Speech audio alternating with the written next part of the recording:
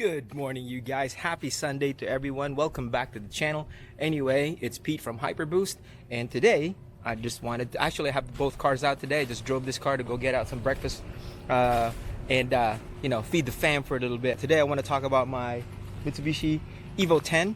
People knock on this thing because it's made cheap. Yes, I get it. Lots of plastic and fake carbon and all these other things, but this is all just plastic. But as you can see, it's got a little carbon weave to it. Not true carbon fiber. Big difference. This is almost kind of like a dip, a hydro dip, and lots of plastic. But hey, I really like the design of the interior of the car. I feel that it is minimalistic, which I like. I don't like a lot of, really heavy tech stuff in my cars. Just enough to where it would make life more convenient for me. But otherwise, simple is better. My father used to always say, when it comes to vehicles, the more things move, the more things that can break. The reason I say that is because I had a Mitsubishi Lancer, a 1998 Mitsubishi Lancer, and that thing was bulletproof. I mean, you could rag on that thing, and I taught people who've never driven stick shift before on that car, grinding gears and jumping clutches and all that stuff, and I don't know how many times I've dumped the clutch on that thing to take off. Nothing happened to that car. I love that car. I wish I had that same transmission set up. So guys, I think that having one of these cars is going to be one of those things in the future where people love classic Japanese cars. Like now everybody wants an R32 Skyline, and everybody's buying an R32 Skyline, and all the way up to the 34s now. The GTR went off to the wayside, so now we have a run on the older GTRs from Japan. So now we are looking at these cars, the same thing as those GTRs. The Mitsubishi Evo is going to be on its way to being a superior Japanese classic.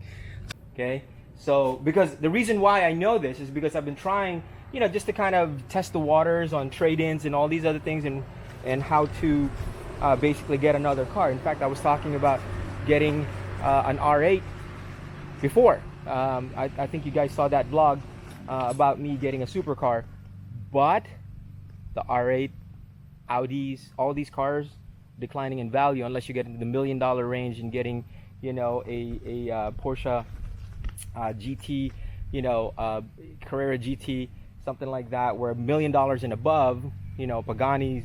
Yeah, you get into the kind of like the lower mid-range supercars like the Huracan and then the Audi R8s and all these other things, but have basically the same engine. They're going to start declining in value, and you're just basically losing money off of that.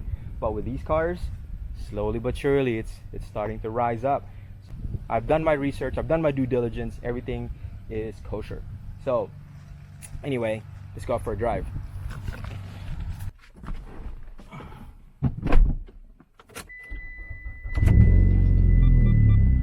I'm not gonna do a cold start on her, boys, because I already drove her, so she is not cold. We have plenty of warmth in the car. Engine's good. Gonna open the back window so you can hear it a little bit. Ooh, a little bit of scrape there.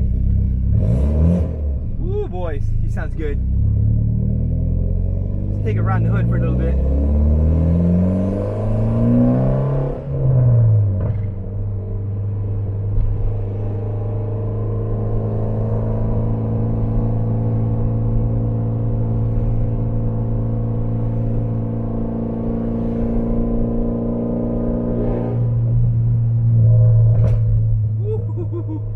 Snap, crackle, pop there.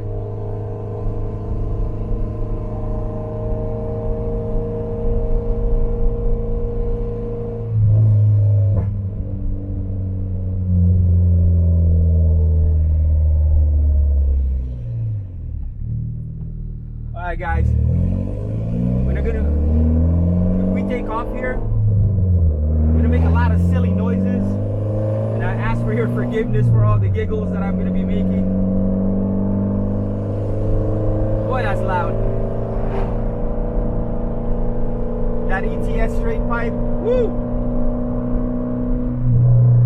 And I got a dual outlet on the ETS straight pipe, by the way, guys.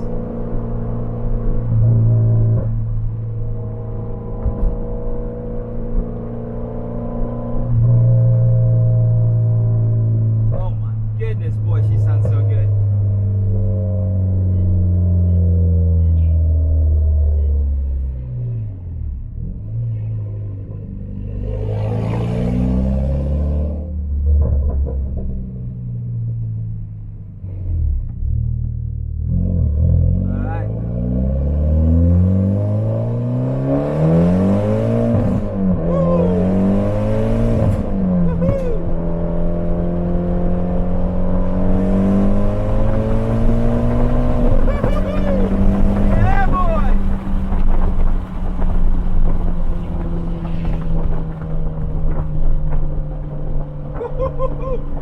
Wow, holy smokes, boys.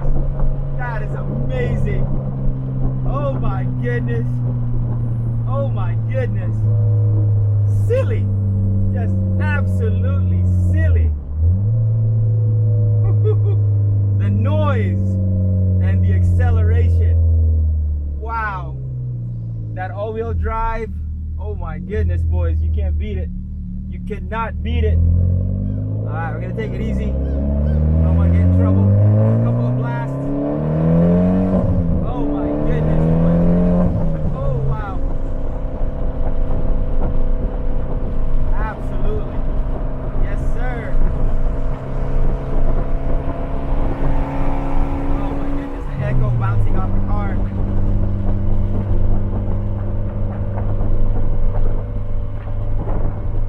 Close the back window.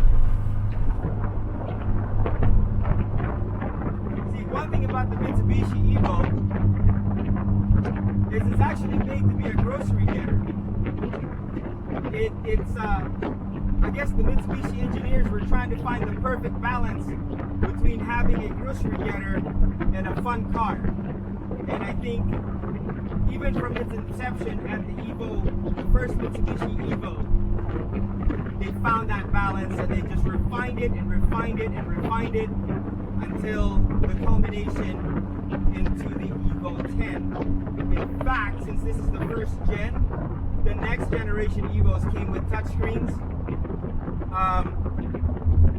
on the dashboard, which makes it a ton more convenient for drivers as far as their own interface is concerned.